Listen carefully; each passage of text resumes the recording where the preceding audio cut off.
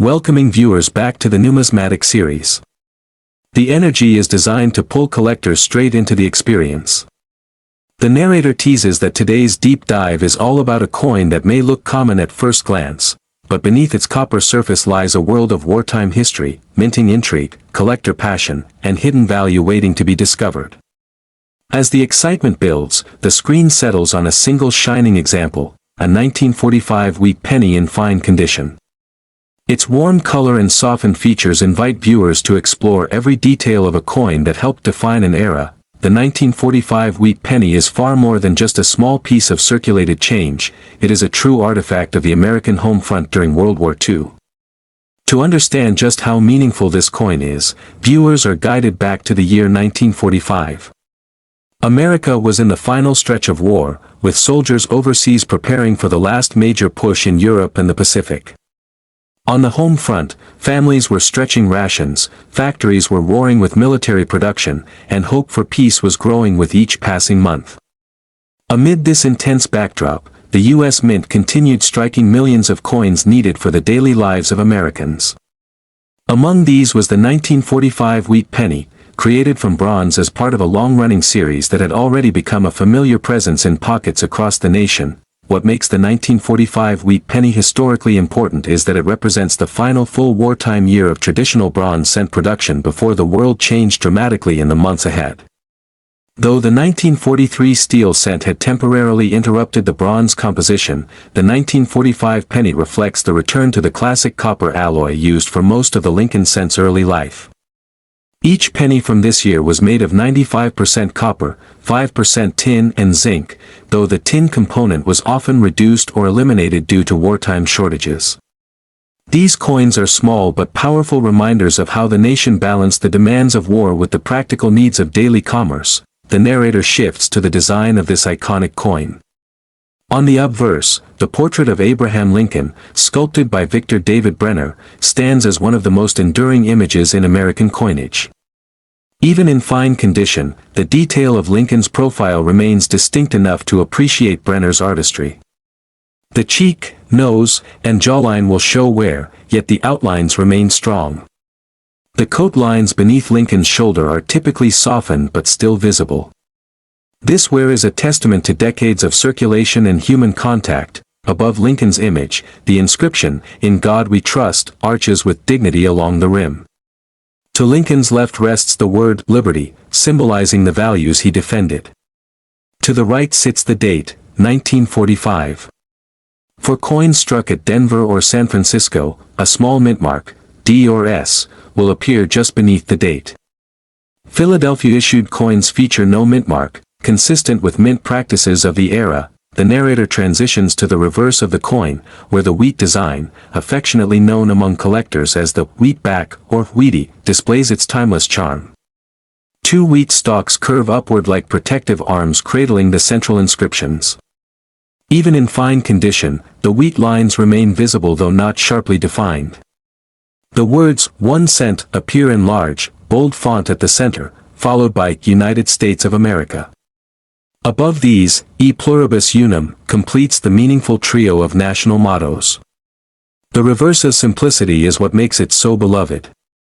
These elements were designed to evoke agricultural prosperity and national unity, themes deeply resonant during wartime America. Mintage numbers for the 1945 wheat penny tell an impressive story of a nation working at full economic capacity. The combined mintage across the Philadelphia, Denver, and San Francisco mints exceeded 1 billion coins. Philadelphia led the way with over 1 billion pieces alone, making the 1945 wheat penny one of the most widely produced coins of its era. Denver and San Francisco contributed hundreds of millions more. Such high production ensured that these coins circulated extensively for decades, often showing up in everyday change well into the 1960s and 1970s. For many collectors today, the 1945 penny is a nostalgic piece, one that grandparents often recall using in their youth and that children once found in old coffee cans or inherited collections. Because of its huge mintage, the narrator explains that the 1945 wheat penny in fine condition is not a rare coin in the traditional sense. Its market value is generally modest, making it an accessible piece for collectors of all ages. In fine condition, depending on the mint mark, values often range from just a few cents to perhaps $1 or slightly more for higher demand mint varieties. Philadelphia examples are most common and tend to bring the lowest premium, while Denver and San Francisco issues can attract slightly more interest due to lower mintages and collector preference for mint-marked coins. While the value in fine condition is typically low, the narrator encourages viewers not to overlook the role these coins play. They serve as excellent introductory pieces, historical teaching tools, and important components in a complete wheat penny collection. Their affordability makes them perfect for new collectors building their first albums or for experienced collectors seeking well-matched circulated examples to display alongside higher-grade pieces, but even among common coins, surprises can emerge. The narrator transitions into discussing errors and varieties, one of the most exciting aspects for collectors. While 1945 does not feature major double-die varieties like some other years in the Wheat series, there are still notable minting anomalies to hunt for. Among these are repunched mint marks, RPMs, particularly on the 1945 D and 1945 S pennies. These RPMs occur when the mint mark was punched into the die more than once with slight misalignment, creating a doubled or even tripled appearance under magnification. Such varieties, though not extremely rare, bring added desirability and can significantly increase value depending on strength and clarity. Another category of collectible errors includes off-center strikes. A 1945 wheat penny struck 5 to 15% off-center can draw strong interest, with the price increasing as the misalignment becomes more dramatic. More extreme off-center strikes, especially those lacking major details or missing part of the rim, are highly prized, though rare. Die cracks and die breaks also appear in varying degrees on 1945 cents due to extensive wartime minting pressure. These look like raised lines, bumps, or extra metal on the coin's surface and can draw collectors intrigued by the story told through minting flaws. Lamination errors, where part of the metal separates slightly, are sometimes seen as well, reflecting imperfections in planchet preparation during a high-volume production year. Even slight anomalies transform a common coin into a valued collector item. The narrator reminds viewers that these small imperfections reflect the real-world constraints and stresses on the mint during wartime. The nation needed coins, and the mint responded with immense output, sometimes pushing equipment to its limits. Collector interest in the 1945 wheat penny extends far beyond its monetary value. Many collectors appreciate it as a historical anchor within the broader Lincoln cent series.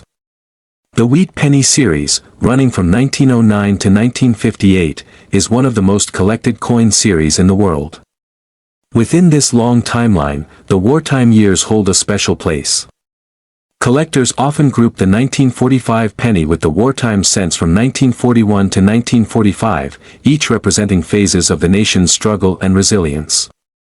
The 1945 issue in particular symbolizes the transition from war to peace, from uncertainty to rebuilding. In fine condition, the 1945 penny reveals just enough wear to evoke the decades of hands it passed through.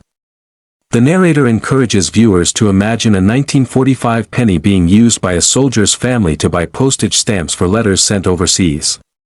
Imagine it being used in a small-town grocery store during rationing years or kept by a child saving for a treat at the corner shop.